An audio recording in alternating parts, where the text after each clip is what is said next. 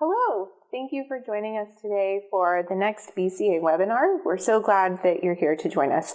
My name is Vickie Matthews. I'm the Vice President of Capital Campaign Services for Brad Cecil and Associates, and I'll be hosting today's conversation about a really important topic, which is why can't we be friends? Building strong relationships with foundation grantors. And I'm so excited that my good friend Erin Fincher is here joining me today. Erin is our very first guest on a BCA webinar, so we're so glad to have you, Erin. Thank you. Erin is the Senior Director of Foundation Relations and Strategic Initiatives at the North Texas Food Bank, where she has been for more than 10 years? Almost 13 years. Oh my gosh. Yes. Can you believe how the time has just flown by while you're having so much fun? Absolutely. With great friends. Exactly. Erin and I worked together on the North Texas Food Bank's $55 million capital campaign. All of us at BCA are so proud of that work that we did so many years ago to help the food bank to accomplish their goals. And we just are so amazed at how far the organization has come since then.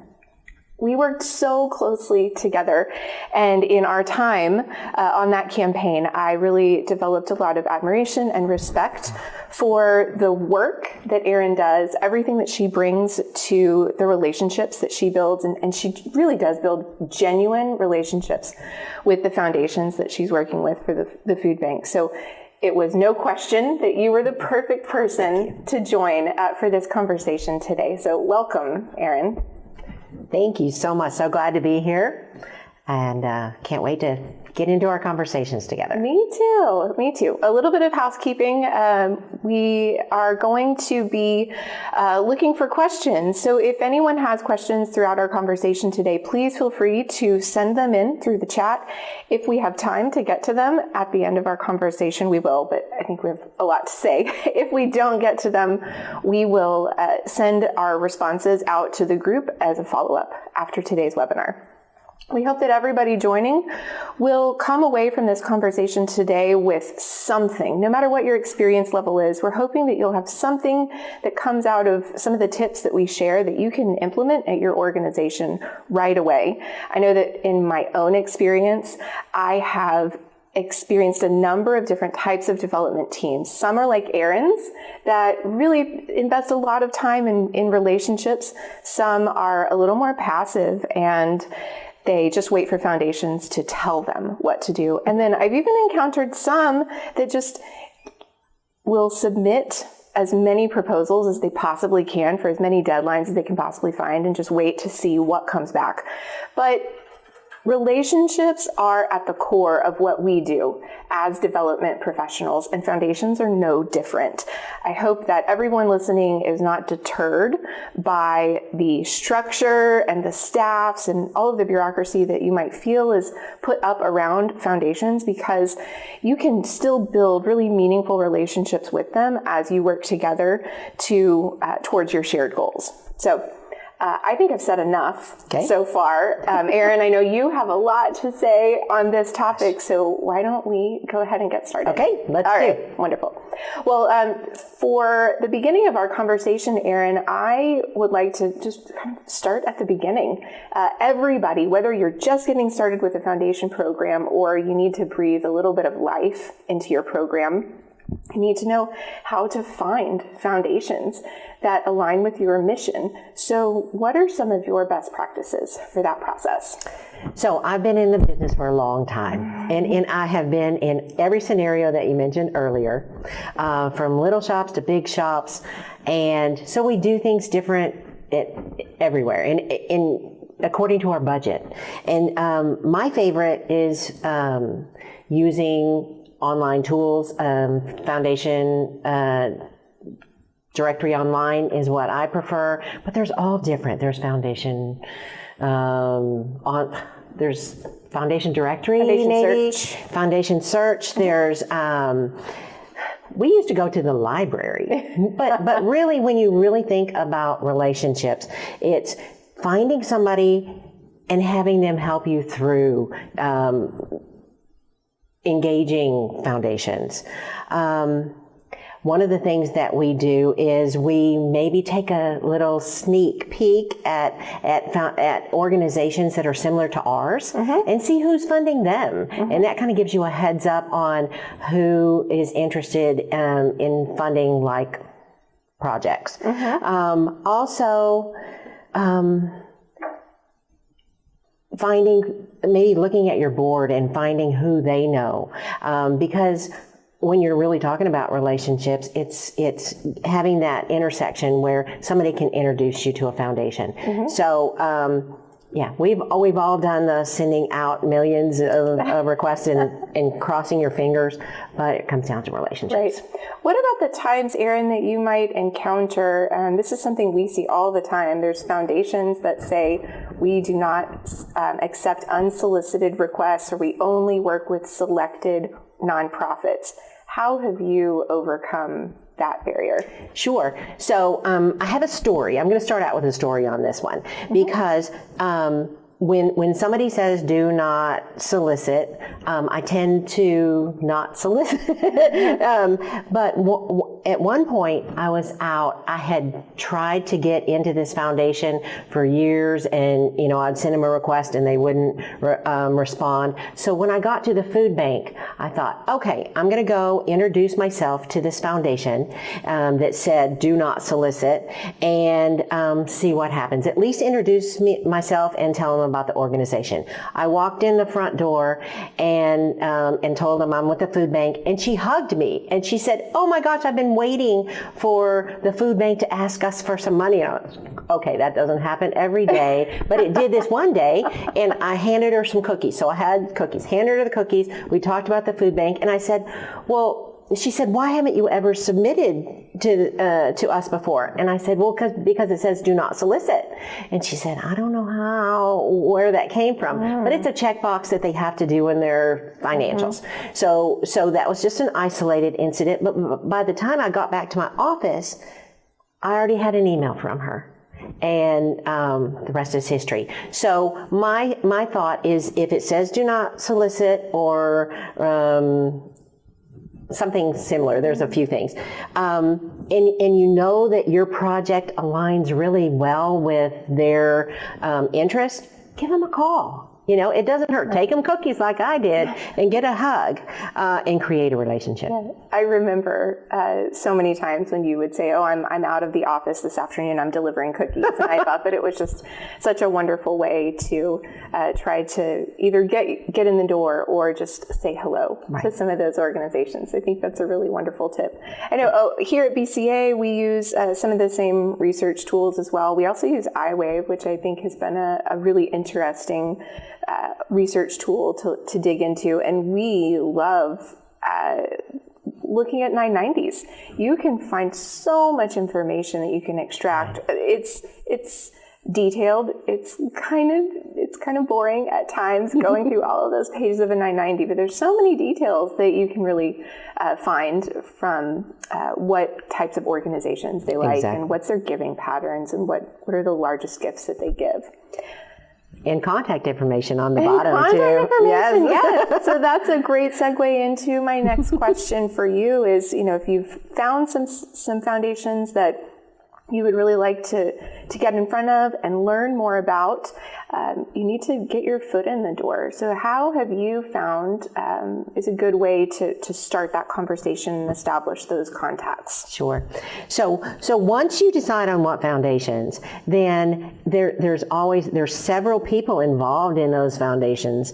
There's the person that runs it, so staff, but there's also board. So we do a lot of research on who the people are behind the name of the foundation, and we actually go and look in our own database for each name and see if they actually give personally. Oh, that's a good tip. Yeah, absolutely. And then we have something that we call Who Do You Know? So it's an email that goes out to all of our board, all of our affinity groups. We have a Life Council group, which is past board members, and we send this email with a list of names of people we want to get to know, and say, "Hey, board members, hey, all of you people, do you know these people? And if so, how well do you know them? Are you willing willing to call them? Are you willing to take me to a meeting? Or do you just know something about them? And so getting your footing in the door with somebody that already knows and loves your organization, in my case, the food bank, is always, it gets you a heads up from the very beginning. And then just really, once you identify and get a hold of a person, listen to them, talk with them as much as you can. I have a story, it's a trail mix story, believe it or not. So I had a new donor that, it was a foundation, of course, that I needed to get to know. And I got the guy on the phone. One of the things that I do when I have a phone call, Jerry Pan has told me, stand up when you're talking on the phone, because it gives you energy and gives oxygen to your brain, but it makes you, really engage in the conversation. And so I was talking to this executive director of a foundation, and we were just talking about his life. I just asked little open-ended questions, and the floodgates opened. So he was telling me about him and his college friends every year go backpacking in Big Bend. And they were about to go, and so he was just telling me about this trip. So anyway, when I got back to the office, of course, I wrote a thank you note for meeting. Oh, I think I was on the phone. So I still wrote him a thank you note. Thank you for your conversation. But I went to the store and bought a bag of trail mix and sent it with the thank you letter. And he never forgot me after that. It was just that one little thing. But to get your name where recognizable. Right. I love that trail mix story. So much. We had a similar experience in trying to find a way in to an organization. One of the projects that we're working on right now, we're probably going into our third year with them. And we've already reviewed the prospect list. We've sent these who do you know lists out so many times, but we're still trying to find new organizations that we can engage in the project. And so we listened in a committee meeting and heard someone mention a particular community that they were involved in. So we sent this list around to them, and within a couple of days, they had found one of their contacts that was willing to make an introduction to the foundation president, and we have a meeting next month. And this is something that we thought was dead for the last 2.5 years. So you just never know when the right time is going to present itself, and you can really start to pursue those relationships. And one of the other things that I love about your who do you know example is that you're leaning on your affinity groups, and that means that you're trying to leverage a peer-to-peer connection. And in our shared experience, we've seen that having a personal relationship that is not, I am from a nonprofit and you are from a professional funder standpoint, is just irreplaceable. You can have your friend come in and talk to you about your upcoming trip to Big Bend or whatever it is. None of us can replace that aspect of this fundraising relationship, and that's a really great way to try to augment the hard work that your staffs are doing. Completely agree. That reminds me of something that happened several years ago. It was actually before I worked at the food bank, and it was right when I started understanding that relationships were more important than writing 100 requests, right? And so I was working at a homeless shelter, and I needed $35,000 for an air conditioner. Remember it so vividly. And one of my board members said, hey, why don't we go to such and such foundation, and I will schedule the meeting and I'll go with you.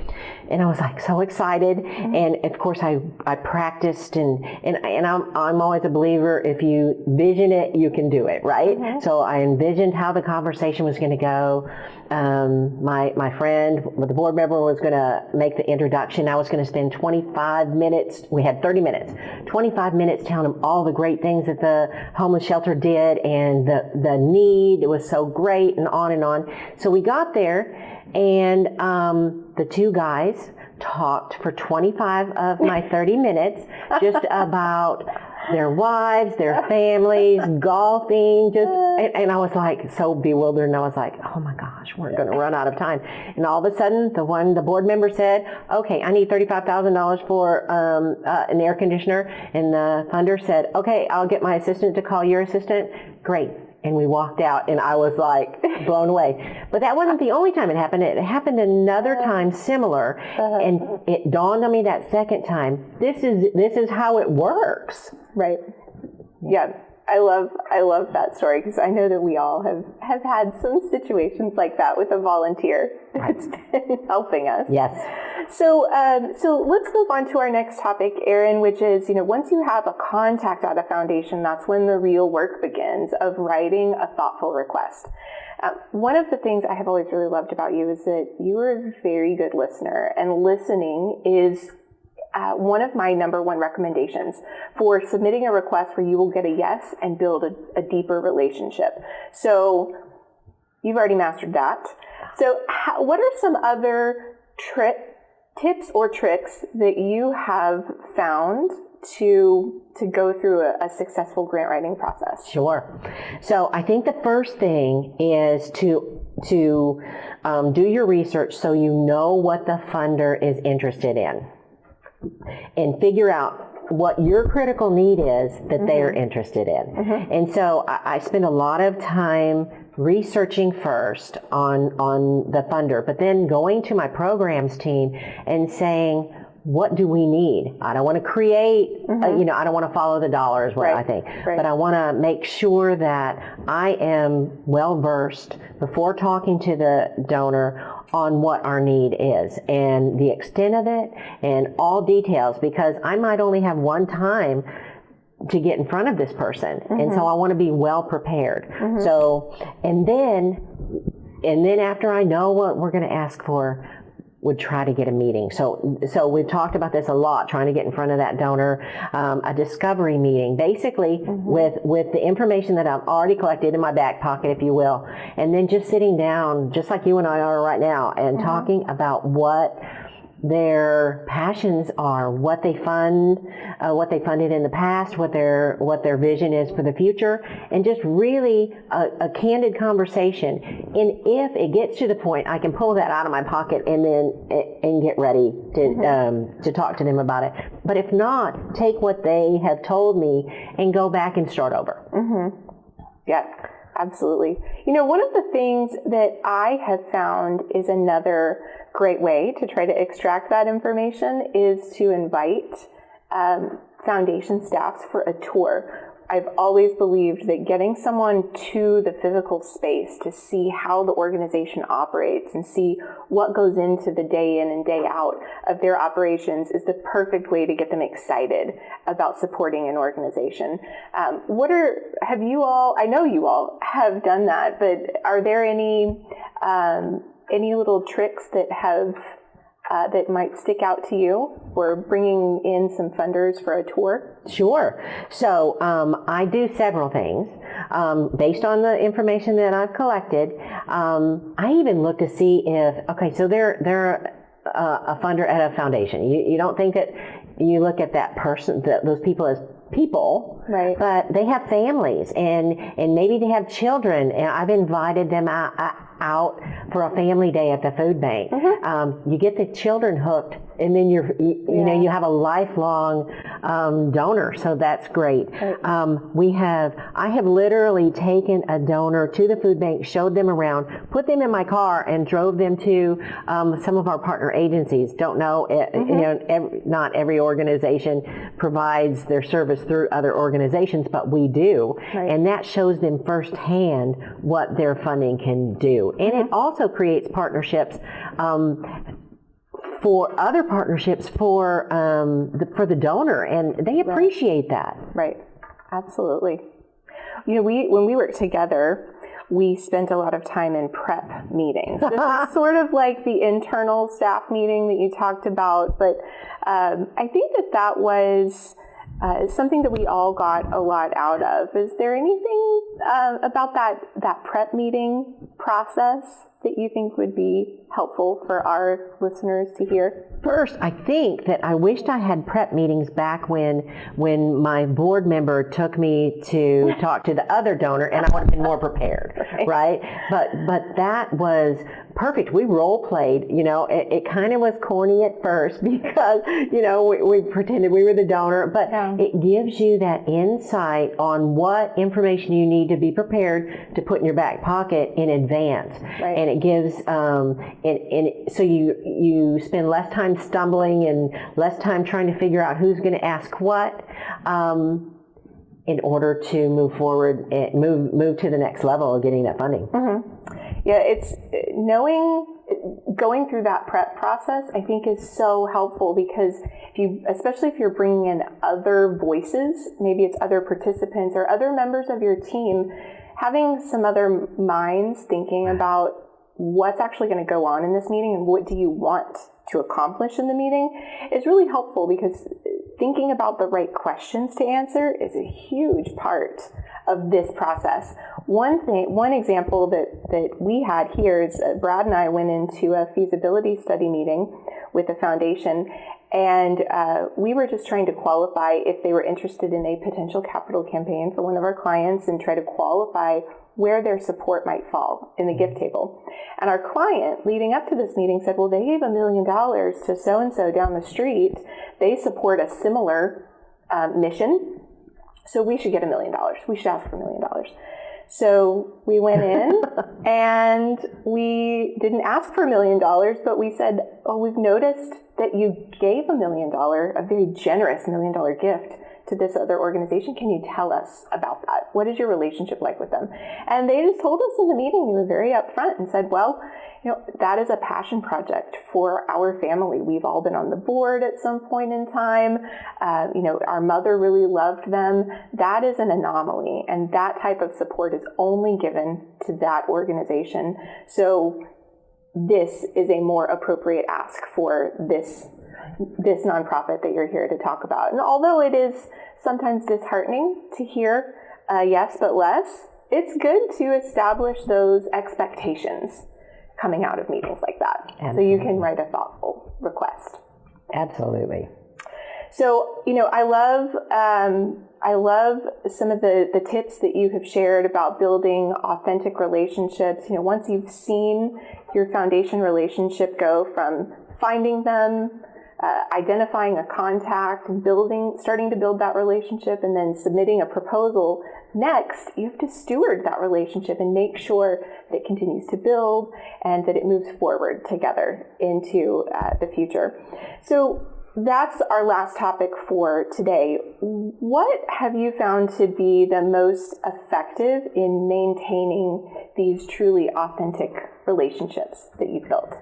So one point of clarification first, because I think this is really important, in that a person has to be authentic in order to have a relationship that's authentic, but we also need to make sure that the overarching relationship is with the organization. Mm-hmm. And because especially in these days, we learned through COVID that people come and go. Right. And we don't want to have to start from the beginning each time. So just that point of caution is make sure that relationship is because of the organization. Mm-hmm. But you have to share yourself in order to get others to share themselves. One of the things that we do as far as foundations, a lot of people think that you develop relationships differently with foundations, but we act just the same with we treat our foundations just the same as we would an individual donor. Mm-hmm. Just regular moves management, if you will. We want them to be. We want to touch base with them at least 7 times a year, just like our individuals. And that would be, of course, a thank you once you get the gift. Or if you don't get the gift, Thank you, and a question is why we didn't, or what can we do to get closer to getting a yes next time. I always say a no is one step closer to a yes, so you just have to go through that process. I love that. Oh, thanks. But then a board member can write a thank you note. You can write a thank you note as well as your official thank you. But newsletters throughout the year, invitations to events, or like we talked about earlier, tours. We go ahead and make sure that every one of our donors gets a mid-year report and an end-of-year report. I know that's extreme, but if you do it all the same, those can be generic and they can just get to, can be just sent out in bulk, if you will. And then any other touch point is great, because I don't know about you, but I've been in a situation where I was forced to reach out to a donor to ask them for money, and I hadn't talked to them since the last time I asked for money. It was horrifying. So make sure that you have those touch points. Yeah. We worked with an organization that did something that I thought was so interesting. Their touch points were tailored to kind of stand out among the pack. And so instead of doing an end of year Christmas card, end of year impact report, or something like that, they would send things at different points throughout the year. And the reason I know this is because I was at a conference and their foundation funder was on a panel talking about how they have most appreciated being stewarded and what are some of the best practices. And they said that they received a Valentine's card from this particular nonprofit, and for whatever reason, it just really stood out to her. It wasn't a grant report. It didn't talk at all about her financial contributions to the campaign. It wasn't about the next ask. It was just you're on our mind, and we just want to tell you how much we appreciate your support for the work that we do. And it stood out enough to her that she was telling a room full of people how much she loved them, and I know that her support has continued with them. And so I think that that's a nice little example for others to kind of think about how they can put their own spin on it. That reminds me of one that we did. We used to do quite often, and it wasn't any cost. It was just a piece of paper cut out. It was a flat Stanley. I don't know if you know what those are, but it was just a picture of a little child, and so through our child programs, through kids that used our services, we had them color the flat Stanley and write a little note, thank you for the food, something like that. And depending on what level of donor they were or how close our relationship was, really, if they had a standout gift over their normal annual gift, we would frame the flat Stanley and give it to them. We might have their name on it, we might not, but it was just something from one of our neighbors that used the services to show them how much they're appreciated. I love it. Yes. So wonderful. Well, Erin, you have, I think, given us a lot to think about today. Thank you for sharing all of your little tips and tricks. It's great to kind of get an inside peek into what has worked for you over your time at the food bank. You all, again, just are doing such an amazing job that it's great to get a chance to pick your brain a little bit and share with some of our listeners who might be some of your network peers. We don't know. Maybe you're out there. But I think that concludes everything that we wanted to talk about today. So thank you again for taking the time to join us. We hope you'll join for the next BCA webinar, and look forward to whenever that comes around. Thank you. Thank you.